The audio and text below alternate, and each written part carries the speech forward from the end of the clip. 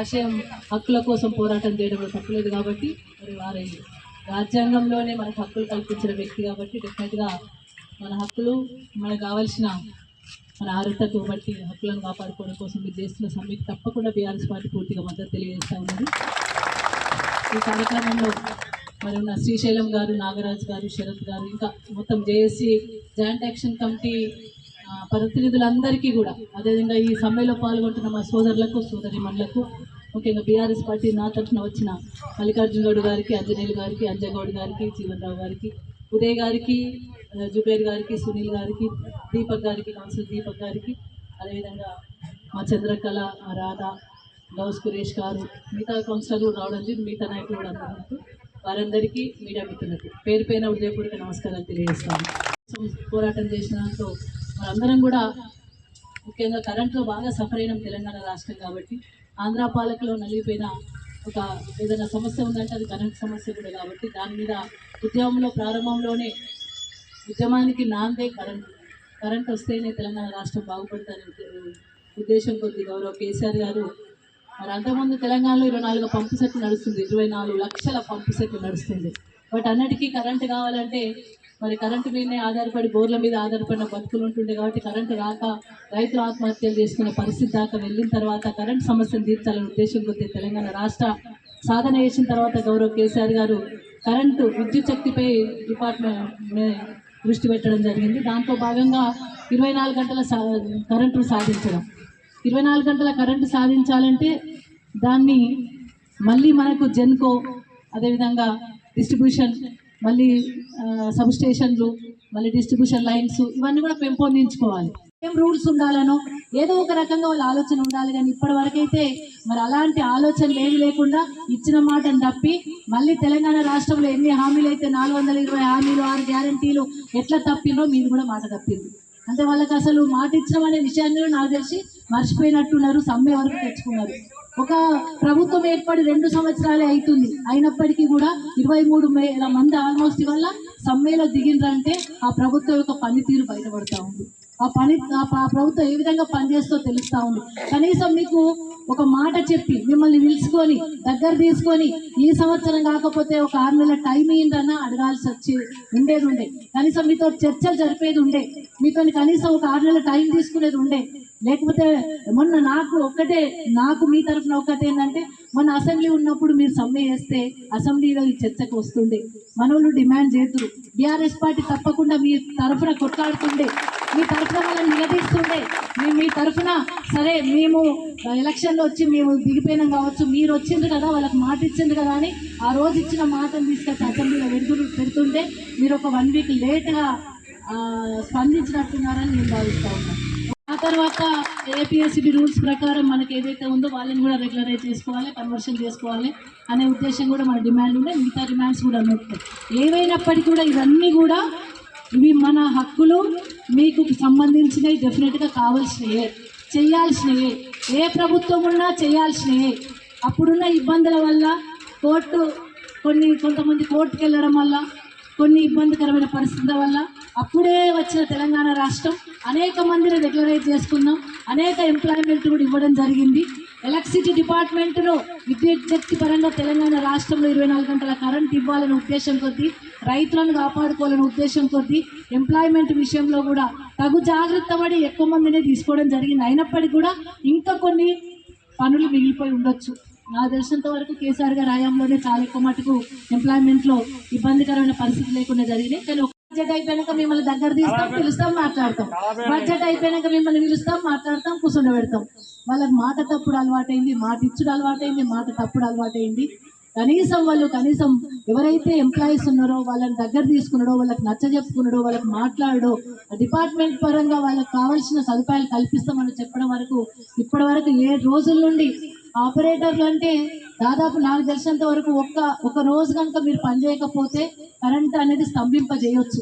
నిజంగా చెప్పాలంటే మిమ్మల్ని తీసేంత శక్తి ఎవరికి లేదు. మేము కూడా చెప్తాం, మేమేం ఊకం మిమ్మల్ని తీసేస్తాం.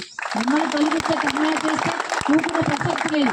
ఇంకోటి ఉంటున్నా, 98% మీరు ఇందులో పాల్గొంటున్నారు, అదే విధంగా కొనసాగింది. ఒక 2% మనం 98% ఎవరైతే నాకేమైతుంది, నేను పోయి జాయిన్ అవుతా, నేను లేకపోతే పని చేసుకుంటా అంటే మాత్రం ఎవరు మీకు సపోర్ట్ చేయరు. ఒకటే మీరందరూ ఏమన్నా మనం ఐక్యత వర్ధిల్లాలంటున్నాం, కార్మికుల ఐక్యత వర్ధిల్లాలి. కార్మికులు ఐక్యంగా ఉంటే ఏ గవర్నమెంట్ అని ఉండనమ్మా, ఏ గవర్నమెంట్ అని ఉండను. మీరు ఐక్యంగా ఉంటే ఎవరు పుల్ల పెట్టరు, ఎవరు కూడా మీ దగ్గర రారు, మీ జోలికి రారు. మీరు చెప్పింది కంపల్సరీ చేయాల్సిందే. భాగంగానే మనకు సబ్ స్టేషన్లు కూడా చాలా రావడం జరిగింది. అంటే మనకు ఓవైపు కరెంటు విద్యుత్ శక్తి ఉత్పత్తి జరిగింది, జెన్కో అయింది, డిస్ట్రిబ్యూషన్ అయింది, దాని ద్వారా ఎంప్లాయ్మెంట్ కూడా పెరగాల్సిన అవసరం ఉంది. ఆ పెరిగిన సందర్భంలోనే అప్పుడున్న చాలా మందిని కాంట్రాక్ట్ పరంగా ఉన్న వాళ్ళను రెగ్యులరైజ్ చేసుకోవడం జరిగింది, అదేవిధంగా అబ్జార్ప్షన్ చేసుకోవడం జరిగింది. నెక్స్ట్ రెండోది, ఎవరైతే రెగ్యులరైజ్ లేక 25,000 మంది అనుకుంటారు, నాకు తెలిసిన సబ్జెక్టు కరెక్షన్ 23,000 మందిని అప్పుడున్నప్పుడు కరెంటు విషయంలో వీళ్ళు బాగా పనిచేయాల్సిన అవసరం ఉందనే ఉద్దేశంతో గతంలో ఇబ్బందికరమైన పరిస్థితులు ఉన్నప్పటికీ కూడా మరి 23,000 మందిని మన ఆర్టిజన్స్ని కూడా మనం తీసుకోవడం జరిగింది. కొంతమంది రెగ్యులరైజ్ కూడా చేసుకున్నాం, కొంతమందికి కావట్టు ఆబ్జెక్షన్స్ ద్వారా వాళ్ళ కరెక్ట్గా వాళ్ళు అంటే ఈ రెగ్యులరైజ్లోకి రాలేకపోయినట్టున్నారు నాకు తెలిసినంత వరకు. దాని తర్వాత ఏమైంది, తర్వాత గవర్నమెంట్ నడుస్తూ ఉంది, కొంతమంది కోర్టుకు వెళ్ళినారు, కొంతమంది మాకు కూడా కావాలని అర్హత కావాలన్నారు. ఇంకో డిమాండ్ కూడా ఉంది మీ దగ్గర, కాంపెన్సేటరీ గ్రౌండ్లో వచ్చిన వాళ్ళకు కేవలం ఎవరైతే వైఫ్స్ వస్తున్నారో వాళ్ళకి కేవలం 12,000 రూపాయలు ఇస్తూ ఉన్నారు. వాళ్ళ విద్యార్థిని బట్టి వాళ్ళకు కొంచెం వాళ్ళ అర్హతను బట్టి వాళ్ళ పోస్టింగ్ ఇవ్వాలి, శాలరీ ఇవ్వాలనేది కూడా మన డిమాండ్. సిబి రూల్స్ ప్రకారంగా మాకు ఏదైతే అందరికీ కన్వర్షన్ కాలేకపోయిందో అది కూడా మాకు చెయ్యండి అని చెప్పడం జరిగింది. సరే, అప్పుడున్న కొన్ని కారణాల వల్లనో, ఎలక్షన్స్ రావడం వల్లనో, గవర్నమెంట్ పోవడం వల్లనో చేయలేకపోయినాం కాదు. కానీ ఇప్పుడు మాత్రం వీళ్ళు ఏం చేసిన ఎలక్షన్ల ముందు ఏదైతే తెలంగాణ రాష్ట్ర సాధనలో 10 సంవత్సరాలు కేసీఆర్ గారు అభివృద్ధి చేసినో వాటిని పక్కన పెట్టారు. ఏవైతే చిన్న చిన్న ఇబ్బందులు వస్తాయో, రేజ్ అవుతాయో, కొన్ని మీకు సంబంధించిన మీ ఇబ్బంది కూడా రేజ్ అవుతుందో దాంట్లో ఏలు పెట్టి మరి మేము కంపల్సరీ చేస్తాం. వాళ్ళకి చెయ్యొచ్చా, చెయ్యరాదా, తెలుసా, తెలియదా, వీళ్ళకి ఎంతమంది ఉన్నారు, వీళ్ళకి ఏం చేయొచ్చు, ఎట్లా చేస్తే వీళ్ళకు సంతోషం, ఎట్లా చేస్తే ఈ ఎంప్లాయ్మెంట్ ఉన్న వాళ్ళు, ఈ ఉద్యోగస్తులు బాగుపడతారు అనేది తెలియదు వాళ్ళకి. నాకు తెలిసినంత వరకు వీళ్ళు మీకు ఏం చేయాలో ఒక మాట చెప్పగానే చేస్తాం అరుడు తప్ప ఇప్పటి వరకు ఒక్క హామీ కూడా నెరవేర్చలేదు. బట్టి విక్రమార్క గారు, మీరు అనుభవం ఉన్న నాయకులు, మరి సీనియర్ నాయకులు, మీరు హామీ ఇస్తే నిలబడతారనే మాట మాకు నమ్మకం ఉంది. మరి అలాంటిది హామీలు ఇచ్చి మర్చిపోయినరు. ఇక్కడ ఇంతమంది మెదక్లో ఇంతమంది సమ్మె చేస్తూ ఉన్నారు, వాళ్ళ కుటుంబాన్ని వదిలిపెట్టచ్చి అటు ఆపరేటర్ ఉద్యోగంలో మరి కష్ట నష్టాలు ఓర్చుకొని నిలబడతా ఉన్నారు. వాళ్ళు కేవలం కోరిక కోరేది వాళ్ళు జెన్యున్ కోరిక కోరుతా ఉన్నారు. కాబట్టి వాటి సమస్యను మీరే హామీ ఇచ్చిండ్రు, స్వయంగా మీరే ఎలక్ట్రిసిటీ మినిస్టర్గా ఉన్నారు కాబట్టి, మరి మీరే డిపార్ట్మెంట్ చూస్తున్నారు కాబట్టి, మరి మీరే వీళ్ళ సమస్యను తీర్చే విధంగా చేయాలని కూడా మేము డిమాండ్ చేస్తాం. లేకపోతే వాళ్ళు